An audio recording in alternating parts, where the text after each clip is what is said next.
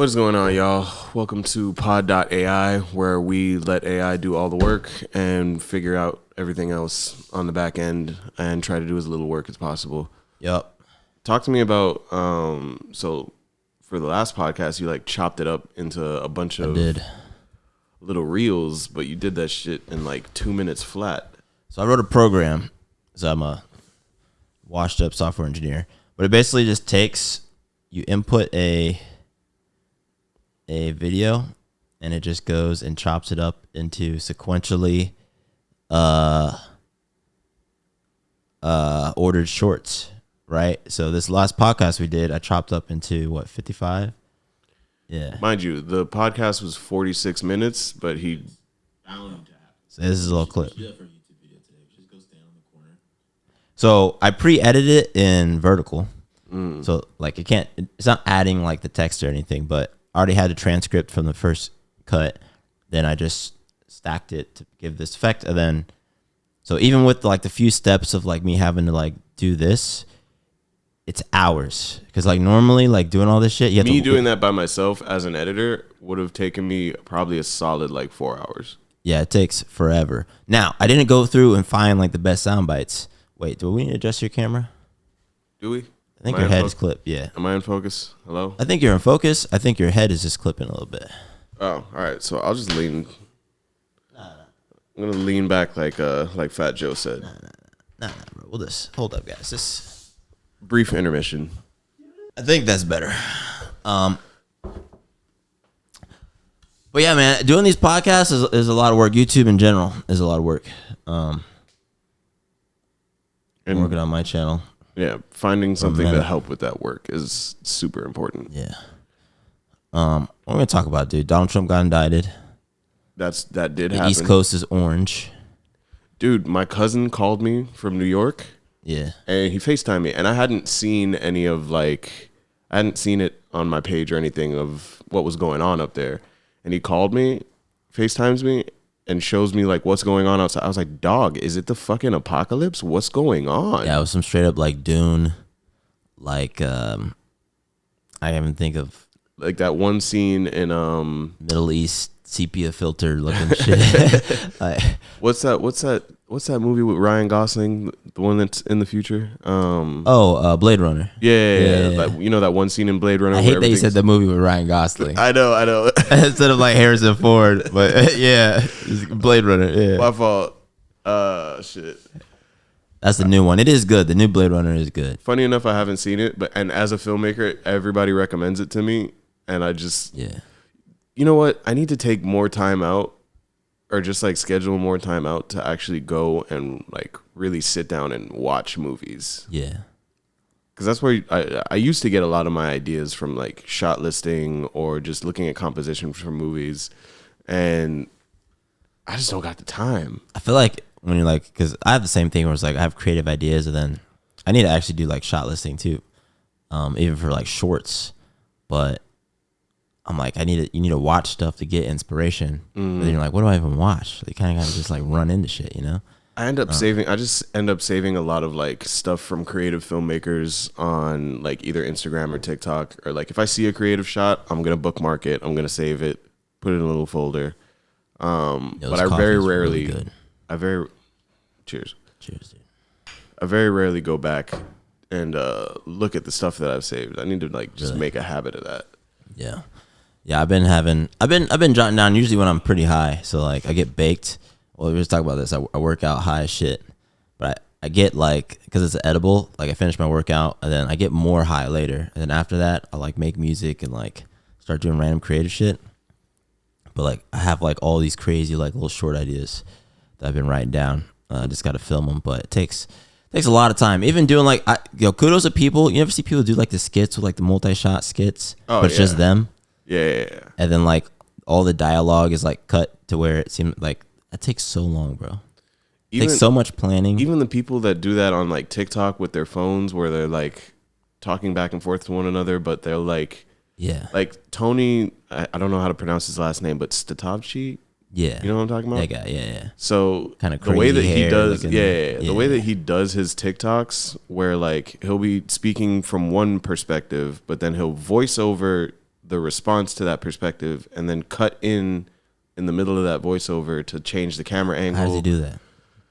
That's like very meticulous stuff that goes very unnoticed. Yeah. Well, I notice it all the time. So I think about every time I see a video like that, I'm like, how did they produce this? That's what I always thought. There's like production value in it. 'cause you have where to look do- at it and you're like, all right, if you knew even a fraction of the stuff that I know about filmmaking, and you had like a proper like cinema camera, and you were putting this level of like craftsmanship into that, yeah. you'd probably make a sick director. Right.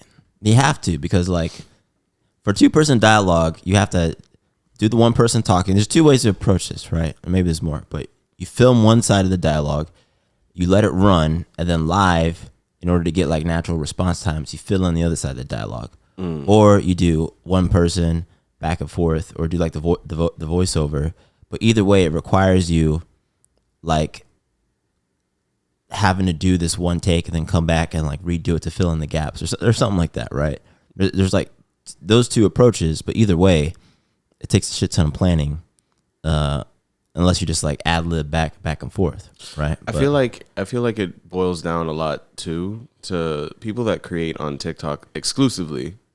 Like they're not really creating on other platforms. They're not really creating content that's multi-purpose that's supposed to be going across other platforms. Yeah. Like people who create on TikTok do a lot of like trial and error, and they're posting like 5, 6, 7 times a day.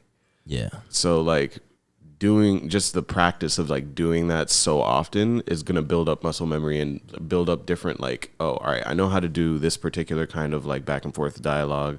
I know how to do this particular kind of shot.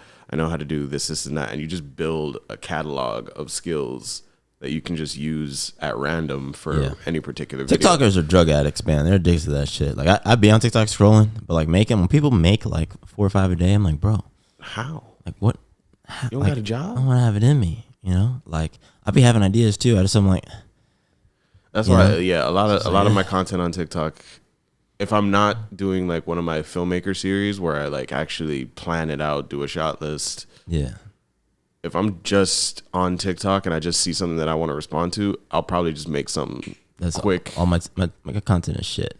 Yeah. My content is just shit. Shout my out- content is shit with like little stuff, nice stuff sprinkled in. Shout out to all the creators out there on TikTok who are making it happen without,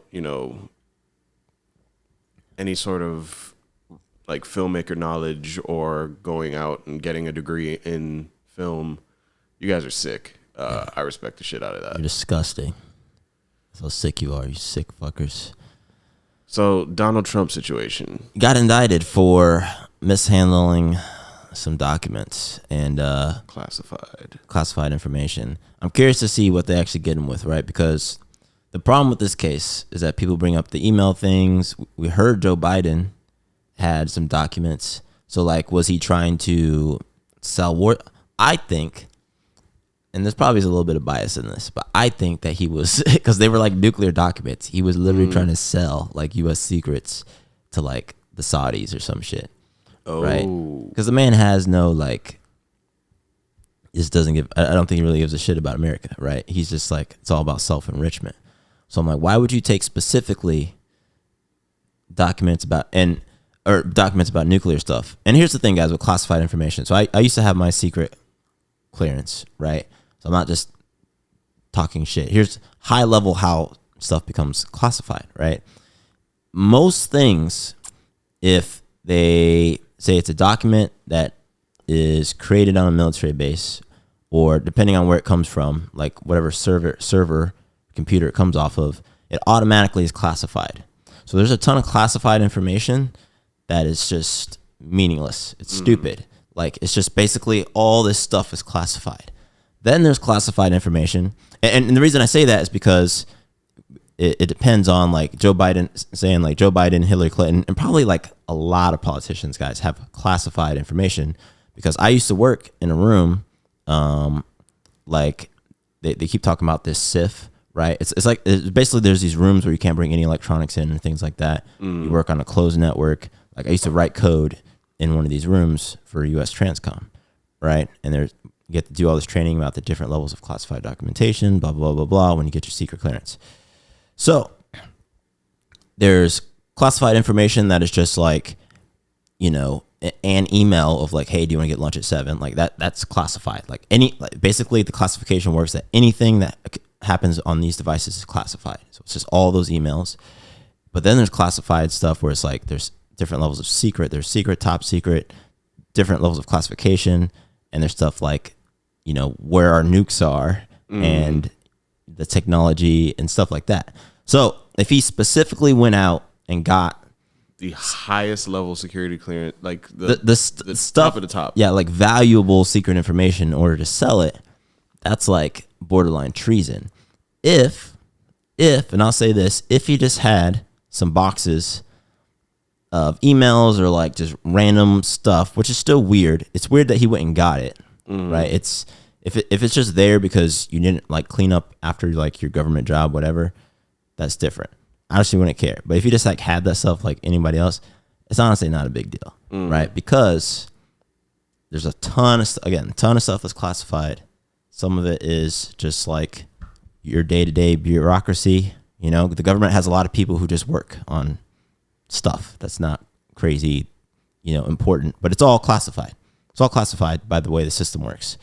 And then there's people who are like doing military stuff, and like their stuff is classified because it can't get out, but they're supposed to operate the same because you never know how valuable a piece of information is, right? So I'm interested to see where this indictment goes. There's going to be so much misinformation. I've already seen people talking about Hillary Clinton's like emails, like, well, she got away. It's like Why do we always go back to that? It's because nobody knows anything, bro. Like her emails weren't classified when she had them on her server. They were classified after. So again, there's different ways classification works. Her stuff got classified after she deleted it. I'm pretty sure, right? Something with the classification level changing, and I can't remember off the top of my head.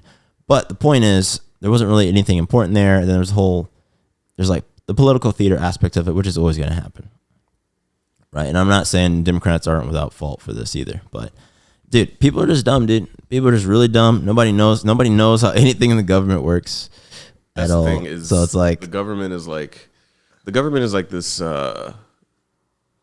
this big man in the sky type of thing for a lot of people, where like I have no idea what any of this shit means, how any of this shit works.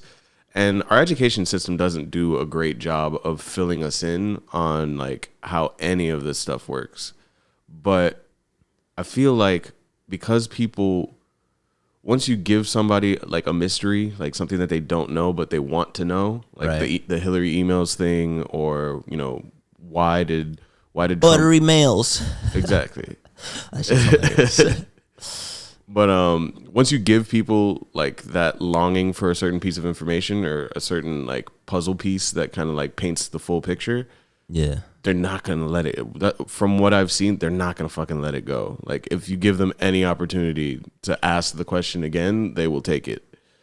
I was talking to, so my dad has a frat brother who used to work security detail for the Clintons, and so he has seen some shit. Yeah. Very clearly. He's not allowed to talk about any of it. But he will, like, you know, give his opinion on things that are going on currently in the government.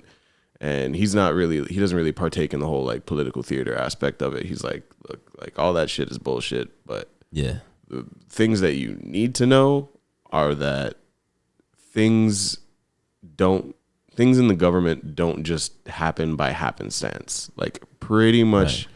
Everything that's going on is like there's a level of calculation to it. Like even Trump, who I think is easily the dumbest president we've had, like, from just an intellectual standpoint, but he's also not an idiot. He's not an idiot, but he's just not the Harvard graduate level thinker that the rest of our elected officials have been previously. But even him, like for him to have those documents, specifically those, is a calculated move. What he was calculating towards, we won't know. Who knows? But the fact that it, like knowing that it's a calculated move, just kind of helps you form a clearer picture in your head. Yeah, it's all. I mean, there's definitely like the old. If you think about politicians who've been in government for like 20 years, bro. Like, We got to put term limits on that shit, bro. I know, bro. I gotta stop seeing dinosaurs in public office. Pelosi. Why am I thinking of John McCain? Not John McCain. Who's the turtle guy? People always making fun of. Oh, he was a Speaker of the House. Yeah. Under, fuck, what's his name again? What the hell? I can think. John McCarthy is the current speaker. Why can't I think of this guy's name? That guy. He's like. You're thinking Kevin McCarthy is the person. Kevin McCarthy. Yeah. He looks like you know what he looks like, and bro, let me. When we make a short for this part of the video, I'm gonna put up this specific image. But you ever watch Pan's Labyrinth? Yeah. You know the thing with the eyes on its hands, how it has that like turkey neck. It looks exactly like who I know you're talking about. Yeah. I was looking up the oldest senators, 10 oldest members. Ted, current U.S. Senate. Is it? No, it's not Ted. Blumenthal's a Democrat. This guy, Definitely a Republican. Dick Durbin. He's probably not even in the top 10, dude. There's a lot of old politicians.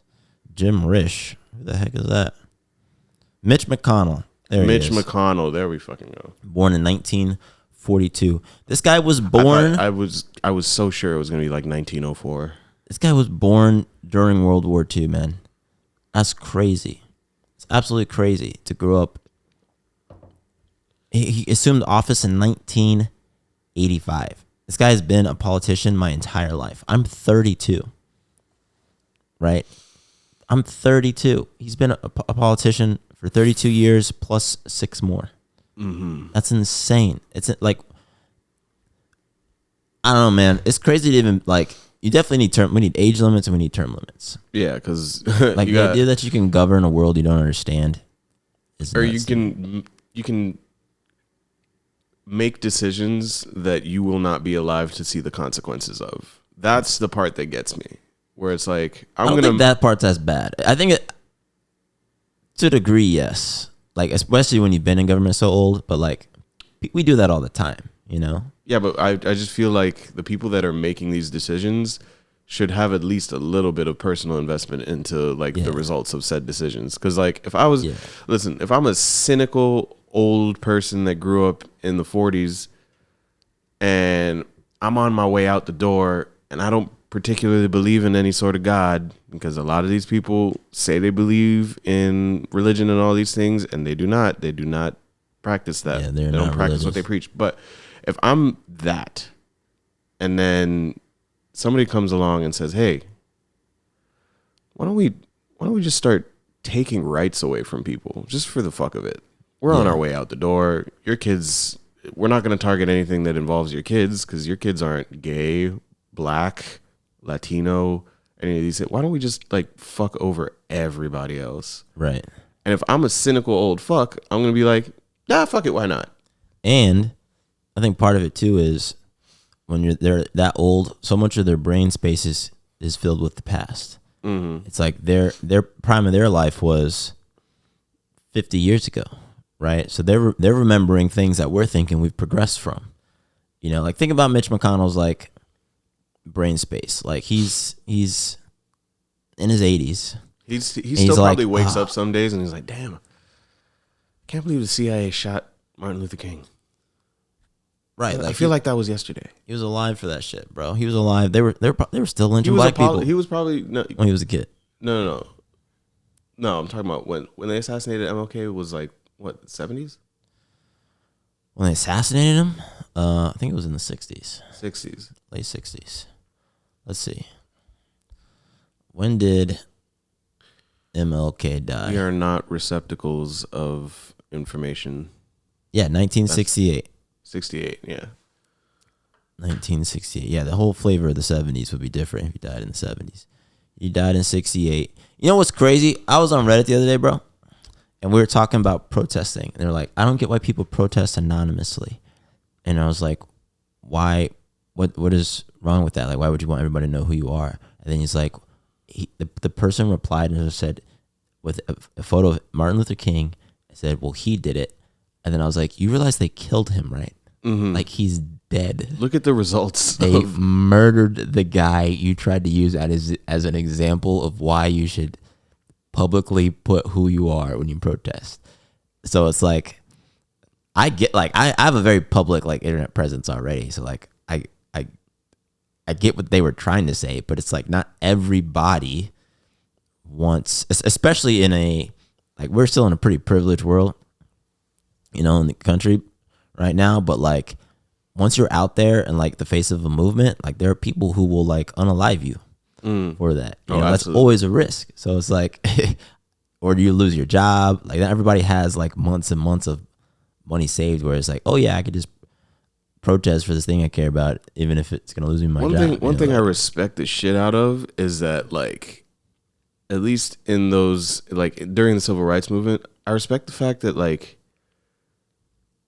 when they protested, like it didn't matter like what livelihood changes were gonna like. I'm out there every day. I'm not going to my job. I don't give a fuck about these bills. I don't give a fuck about anything. Like this is the only thing that matters.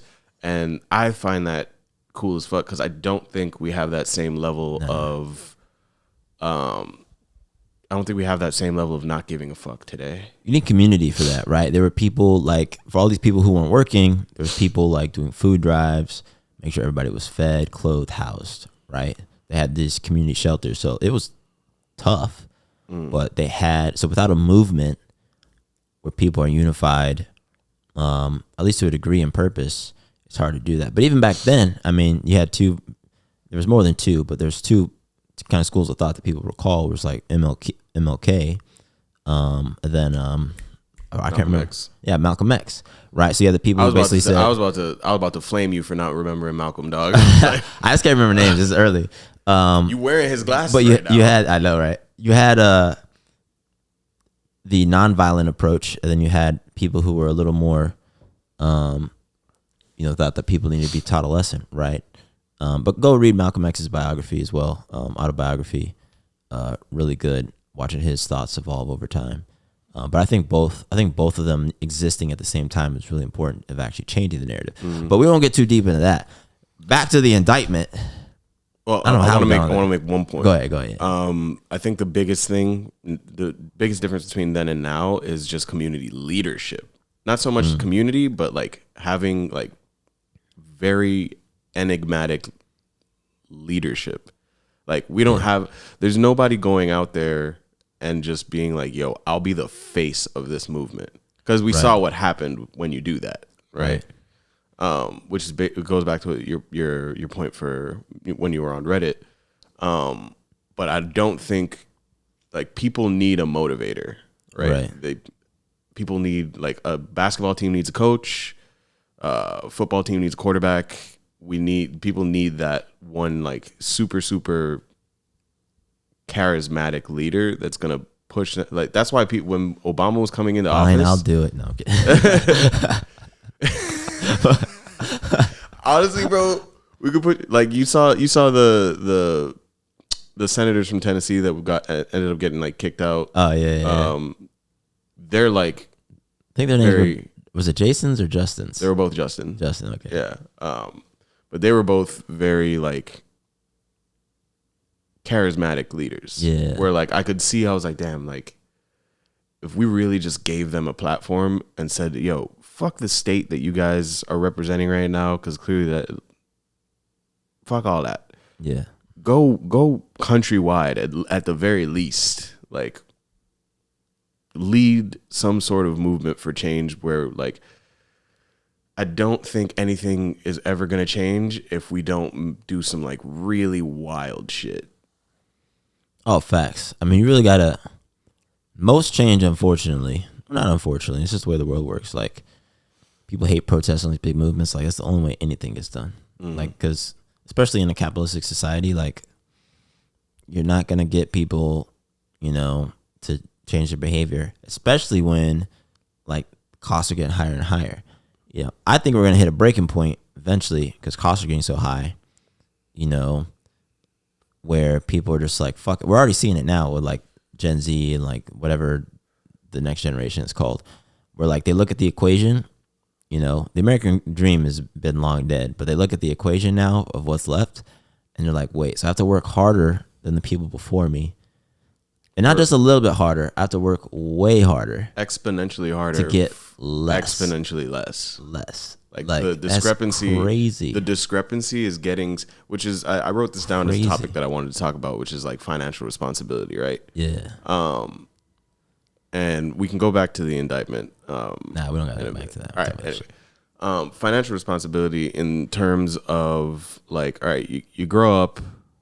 At least my generation, right? You grow up, you watch your parents work. You know, I watched my dad work as a teacher at a high school, and then he went on to become a professor in college, and then he went on to become a dean of that college. And, you know, we lived all right. Yeah. And then I went back and I was like, Dad, how much were you making at that time? He was like, oh, probably like 65.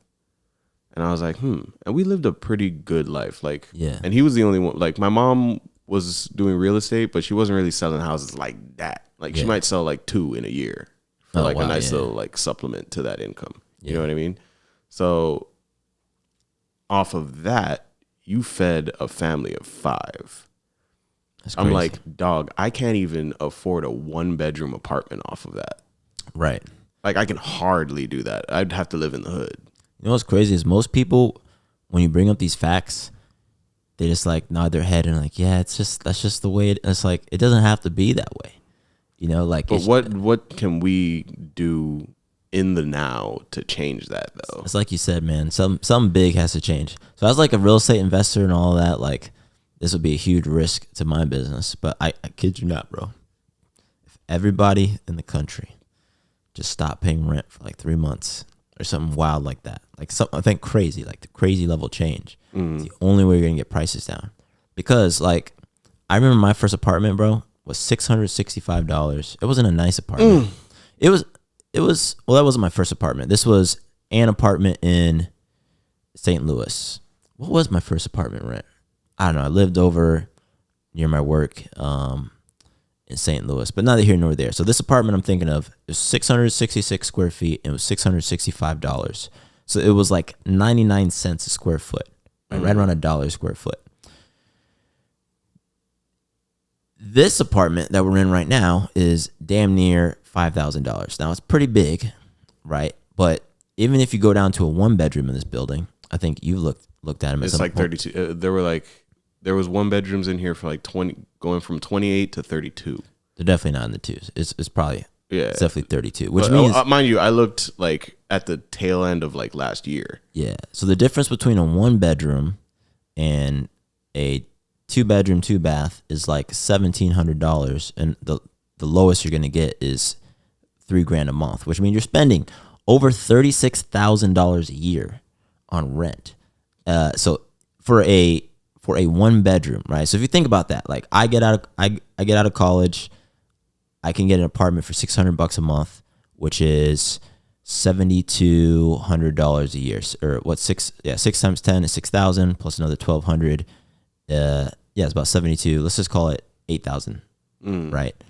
Round up because I wasn't doing the $60, whatever the math is. Now you need, if you're making $65,000-$70,000 a year, which is still normal, like salary for that's people right out of college. That's much higher than the average income, right? You like the average income, the American Dream starter kit starts at like 45, and I know people making like 28. Like my little brother works for American Airlines, and he works like 40 hours a week, 45 hours a week sometimes, and he makes like 24,000 a year. Right. So he has roommates, right? No, he lives. We all live with my. Even me at 30, I moved back in with my family. Yeah, I can't afford it out here. Yeah. So yeah, you have roommates one way or another. Either roommates or you just me and my dad split the rent because I was just like, my mom can't work anymore. She was diagnosed with multiple sclerosis. So me and my dad were just like, yo, bigger house, but it's me and you now. Like we just figured that shit out. Weird. Yeah, I didn't even know that. That's crazy. But yeah, that's how tough it is out here, man. Like you can't. It's then to buy a house, home prices are insane. like absolutely insane. So I'm in a pretty good financial position, bro. But even me, it's like because things have gone up exponentially, not linearly, which is an important thing. That means that the line curve like this, even though I'm in a really good financial position, it's super disheartening because Imagine like what houses. making what you make now. Imagine what you could have afforded. You could have been in like a mansion by now. Yeah, I could have bought a house when I was making $80,000 a year, and that house now is like $500,000. You know, and what's crazy though? Oh, $500,000 is like not even. Those aren't $500,000 for a house, and at least here in Miami, you're not even getting like you would think you hear that number and you're like getting like this boss ass crib. You're not. You're getting a regular townhouse most of the times here in South Florida. Like to get like a nice house in a decent area close to a nice school, you're paying like $750,000. Yeah, easily. And then with the insurance and all that, so the equation of like wanting to live in a nice place, in a nice state, right, and like a place you actually want to put your roots in, at an affordable price, it's all out of whack, bro. So even I'm looking at houses in like, you know, other places, trying to figure out like, man, where do I actually want to settle down? The insurance is crazy here. I think we were talking about insurance because of like global warming at some point, but insurance premiums in Florida are crazy. I think the market, it's crazy. They're building stuff right outside the window here. But this market's got like 20 years tops, bro. I think. Before it implodes.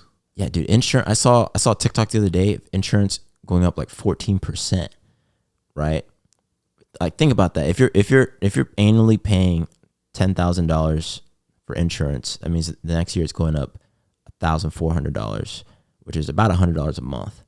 You know, but and some are going up even more than that. But there are people getting priced out of their mortgages. So you bought a house 10 years ago you could afford, and the insurances went up so much every year that they can't afford the house they already bought. People think that buying a house like you're locking in your cost. No, because you got to pay taxes, which change, and you got to pay insurance, which changes. And it's going up here because it's freaking Florida, and it's fucking hurricanes, and shit's gonna be underwater. You know, nobody talks about it. It's just like the pay gap thing, where everyone's just like, I guess we'll just keep doing this until we all fucking die. I guess I'll just work harder forever. Yeah, you know, because it's like, yo, I keep thinking to myself, I'm like, all right, fine, I just got to go get more. And like me in my business, like this month, I just did my first like 5-figure month in my business. Nice. Where I was like, damn, like I made $10,000 this month. Yeah. Sick. Yeah. To me, that's insane. Yeah. Right. Because I've only been in business for 3 years. And I'm like, all right, cool. Now I can start looking into, you know, getting my own apartment. And then I'm looking around and I'm like, damn, but I gotta, and I did this $10,000 a month in my business kind of like through no real effort of my own. Just a lot of work came to me this month. I wasn't really advertising like that. It's not like I'm going out and DMing people and like looking for the work. Like as a videographer or photographer, like a lot of work just kind of comes to you if you just kind of keep posting the stuff that you're already doing. Yeah. So I don't really make a lot of content for me. I make a lot of content for other people, and then I post that content on my page. So the more content I make for people, the more I'm posting, the more people are reaching out, right? And I'm looking at that and I'm like, all right, I did 10K in a month. Can I repeat that process month over month? Probably not. I just got to go harder. And then the next month will come. Yeah. Damn, all right, I hit 12K. I got to go harder. And like, I keep thinking that no matter what, like I got to go harder. And I'm like, when was the last time I took any time for myself? Yeah, bro. Never. Wow. That's crazy. I haven't gone on a vacation in I don't know how long. I haven't even thought about like. You should take a trip, bro. But I was thinking the same. I was talking to my friend in New York. She does she does all same time work you do. I literally cannot think of words today. She's a gig worker, right? A lot of freelance. Yeah, a lot of freelance. And she's a few years older than me. I'm 32, and it's like after grinding, this is a problem with hustle culture, right? So I'm always gonna be a hustler. Like I enjoy like working and stuff like that. But like the culture itself is so toxic because it's like you work and work and work. Like you said, you don't take a break, and then when you actually stop to take stock of like what you can get for that work, when inflation is so bad and prices have went up, and you're kind of just like, huh. Like I'm working this hard just to get to the starting line. I'll give you an analogy. And the only reason I came up with this analogy is because of the globe behind you. But you know the picture of Atlas, like he's holding the world up, right? I picture, and I'm gonna stack onto this analogy with a term from Halo of all things. But in Halo, they call it the mantle of responsibility, right? As an adult. And your responsibility is for your own well-being, your own livelihood, right? You're holding up the world, right? That's the mantle of responsibility. You're holding up your own world. right. And imagine you're holding that up and it's tough. And as you're holding it up, the world just keeps increasing in size and weight every day. Yep. People are buckling already. And there's no signs of that increase in size stopping whatsoever. So it's like that part is what gets everybody. And so you were saying that the only way for change to happen, at least in terms of like rent prices and housing, is like everybody unanimously across the United States would have to, or the market crashes, or right? the market crashes. But that requires a catalyst, right? Well, all right. So I'll put it to you this way: there's steps to that, right?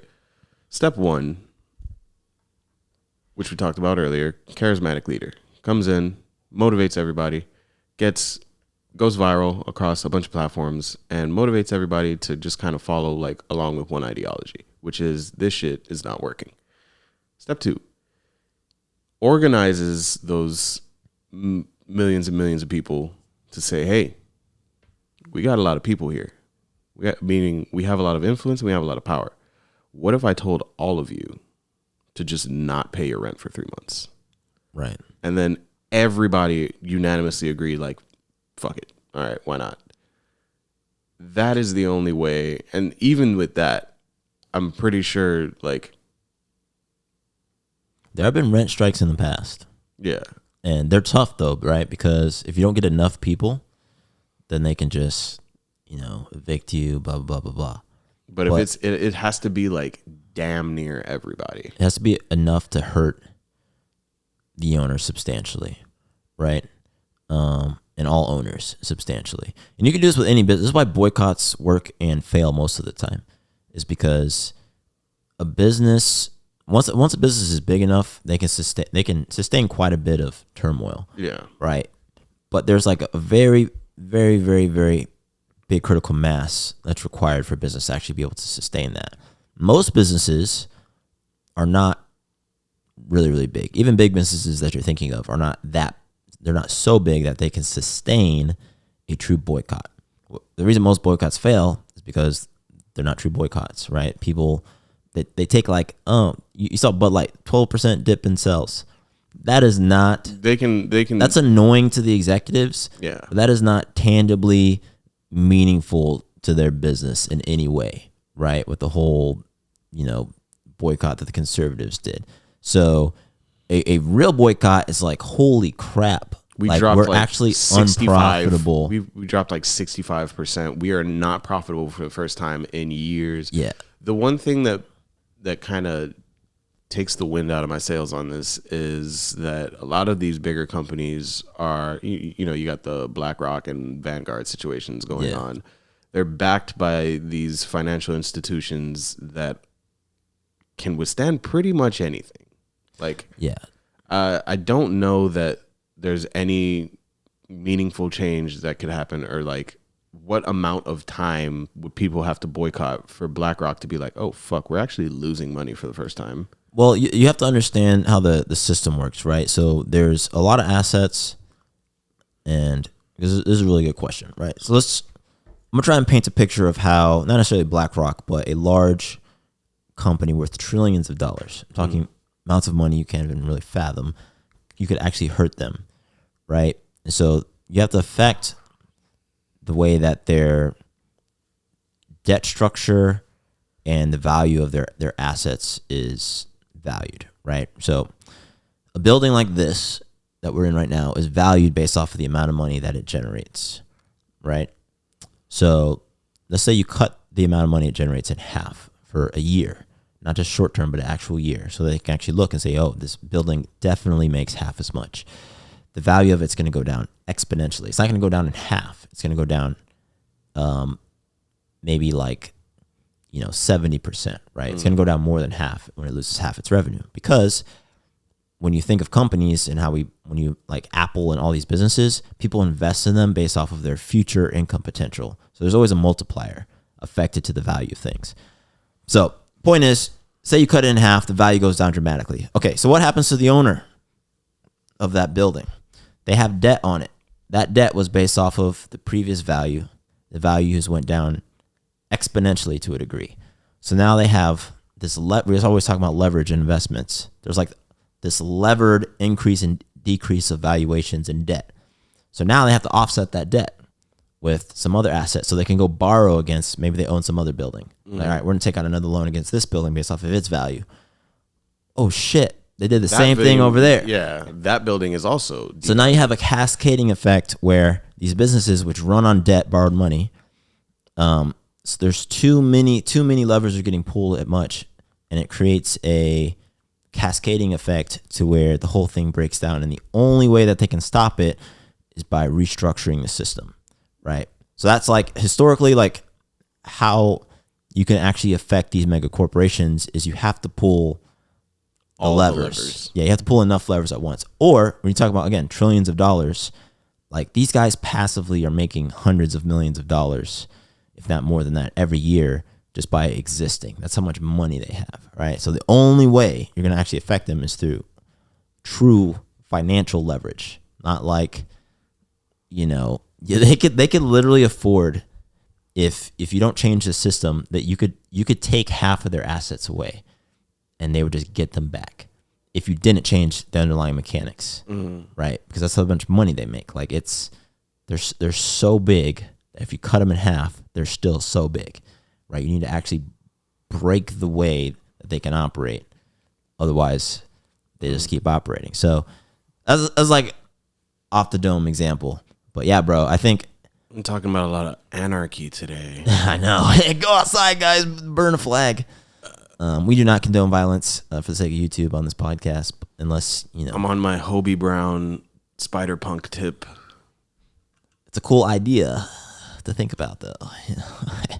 Hey. Do you guys? How long are we? 43 minutes? All right, we got to wrap this up. We got to wrap this up. Anything you want to say? I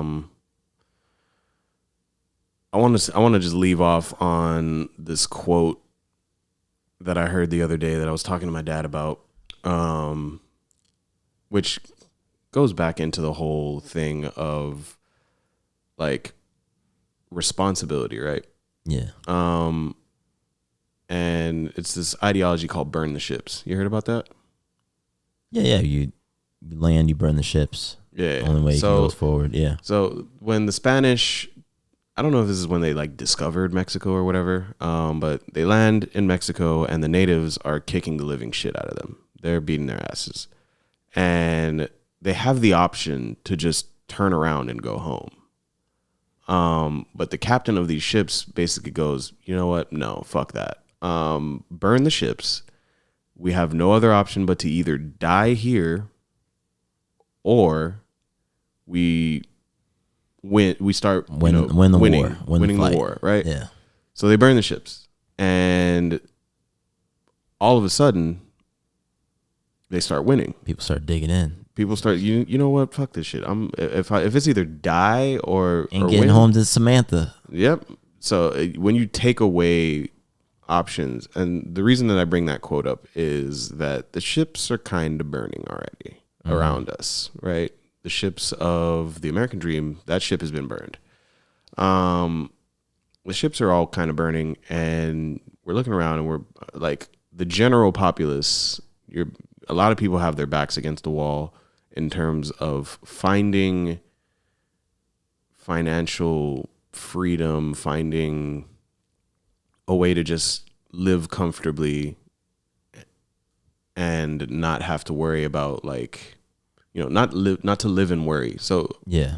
all I'm saying is, if the ships are burning anyway, we might as well just, as a collective say, well, if we don't have any other options, Burn this bitch down. burn the whole thing down. Well, don't burn the whole thing down. Yeah. Figuratively. Figuratively burn the system. Figuratively, we collectively all burn this bitch down, really, but collectively. And this is coming from you who have that sort of financial stability and freedom to a degree. I would say you make enough to where, like, you can live here comfortably, like. The problem is, so it's like but you're getting diminishing returns on that money every year. Yeah, the equation for me is, so it doesn't matter how much I make a lot of money, right? But the problem is, when I look out and the things that I wanted when I started working this hard, you can't really get, right? It's like I could get say I went and got like a $2 million condo, and like, but because prices are increasing, taxes, insurance, then you got to maintain it, car, like all this stuff. And then society around me too. Like, I'm just a very like woke and aware person. So it's like, it doesn't really, let's say even if I had it all, right, I still look around and I'm like, I got family, like my friends and family who all didn't decide to, work at startups and stuff. Like, I can't just ignore their existence, right? Plus, as somebody who's always like, I just like grinding anyways. So it's like, I'd rather just reset the system. I'm like, I'm gonna grind and live in a more equitable version of whatever the fuck it is. Just a more, because I'm gonna do the same shit anyways. Maybe not equitable, but like a more we can create a more ethical system. Right. Like, I'm gonna grind anyway. So it's like, I'd rather everybody be able to get a piece. You know what I'm saying? Like, I don't feel like this, I got mine, so fuck you type of deal, which is what I see so much in the world. I like, hate that ideology. Like, oh, like rent could be, we had to do X, Y, and Z when we were coming up, so y'all should do it. Like, no, you're supposed to improve on the system so that further generations beyond you don't have to do any of the shit that you had to do, because you unanimously agree that the shit that you had to do to get to where you are sucks. Right.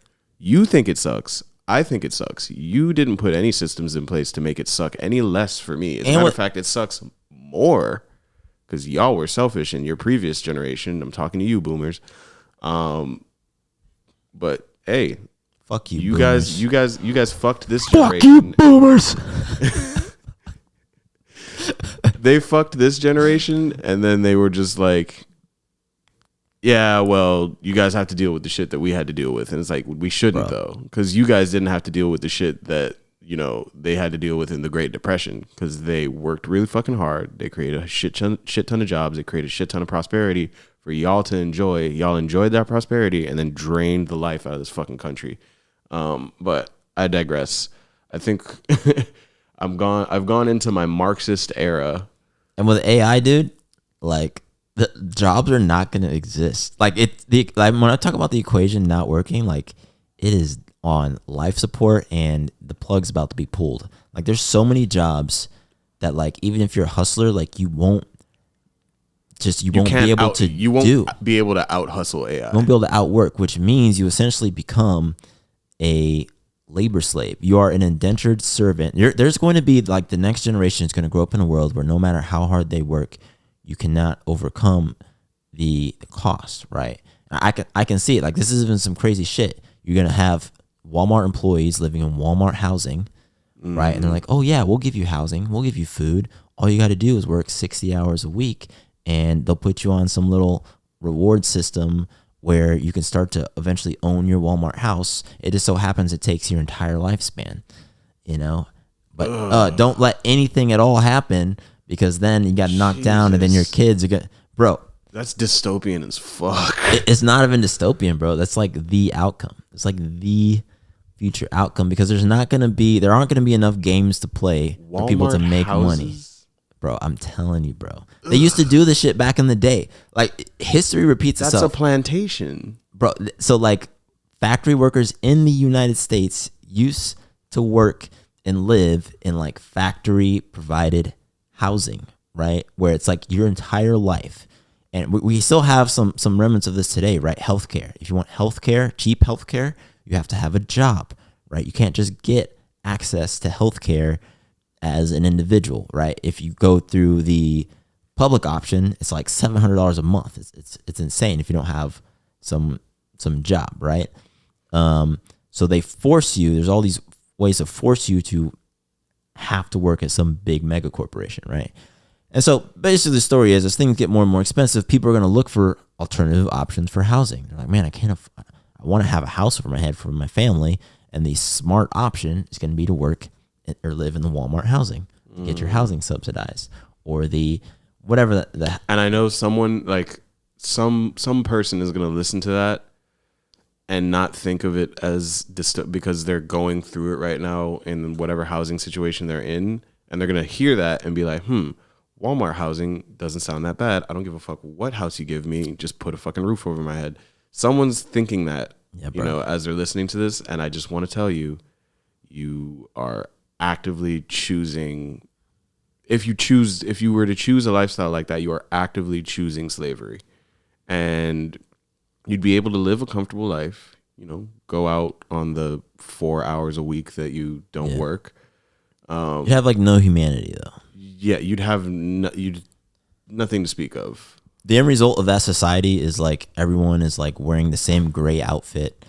You're not allowed to go to bars on the weekends because Walmart says, no, if you live in our housing, you can't drink because we need you up at 5 a.m. for your 12-hour shift, right? No, you can't spend time learning music because we need you up at 5 a.m. And if you disagree, well, then we're just going to evict you and find somebody that does agree. Right. And then you got to go choose from the other corporate housing providers. And then everybody becomes the same fucking person. Yeah, dude. It's not good. If it sounds crazy, guys, like that is the outcome that happens when you have uninhibited capitalism. Hyper late stage capitalism. I'm telling you guys, as a capitalist, I work with business people, right? Wages, I know I said I was going to end this over, but wages, the number one expense to any business is paying wages, is labor, right? That's why AI is taking over. Like, it's always to eliminate people. Like, business interest in AI isn't to make the world a better place. It's to eliminate the need to pay people so that they can maximize profits. And all those people got to do something, right? So, I don't know, man. It's a crazy world to live in and think about, and I'm at the point now where I'm just like, fuck it, dude. I might just like take my little pot of gold and dip. I almost feel bad that we even like put these that we're even putting these ideas out there, because I know there's some CEO out there that hasn't thought of that shit yet, and it's like, Walmart housing, right? Why the fuck didn't I think of that? My God, all these people are on welfare. We'll solve that problem. I'll easy labor, dude. Yeah, man. Anyways, I hope that was a very motivating episode for you guys. That was so dark and dystopian, dude. If you don't want that to be your future, fight for your life. Sign up in our coalition. Unionize. I don't know. Join some sort of cause. Join some sort of community. You only fight that shit with a very, very large group of people. Right. And I'm pretty sure you can get a lot of people to agree that shit would suck. So, right. I don't know. Max. We'll figure it out. Yeah. Take us out, though. Deuces, y'all. We're going to be posting these videos up pretty much all over the place because now we have AI to just chop them up for us. So with that said, see y'all in the next episode, and thanks to everybody that decides to...